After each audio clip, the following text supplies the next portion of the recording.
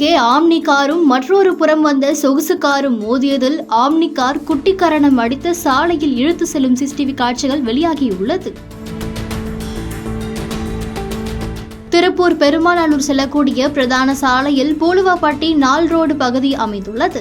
இந்த பகுதியில் நள்ளிரவில் திருப்பூர் அரசு மருத்துவமனையில் இருந்து பெருமாநல்லூர் நோக்கி வந்த ஆம்னி காரும் நெருப்பெரிச்சல் சாலையில் இருந்து அவினாசி சாலை செல்ல முயன்ற மற்றொரு காரும் வேகமாக மோதிய விபத்தில் ஆம்னி கார் குட்டிக்கரணம் அடித்து சாலையில் இழுத்து சென்றது. அப்போது இரவு ரோந்து பாதுகாப்பு பணியில் ஈடுபட்டிருந்த காவல் உதவி ஆய்வாளர் மற்றும் 2 காவலர்கள் சாலை ஓரத்தில் அமர்ந்திருந்த நிலையில் கார் உருண்டு வருவதை பார்த்ததன் காரணமாக அந்த காவலர்கள் சுதாரித்து சற்று ஓரமாக நகர்ந்து சென்றதால் காயங்கள் ஏதுமின்றி உயிர் தப்பினர். பின்னர் காவல்துறையினர் மற்றும் அருகில் இருந்தவர்கள் உடனடியாக ஆம்னி காரில் இருந்தவர்களை மீட்டு மருத்துவமனைக்கு அனுப்பி வைத்தனர். இந்த விபத்து தொடர்பாக அனுப்பர்பாளையம் போலீசார் வழக்கு பதிவு செய்து விசாரணை நடத்தி வருகின்றனர். தற்பொழுது இதுகுறித்து சிசிடிவி காட்சிகள் வெளியாகி பரபரப்பை ஏற்படுத்தியுள்ளது.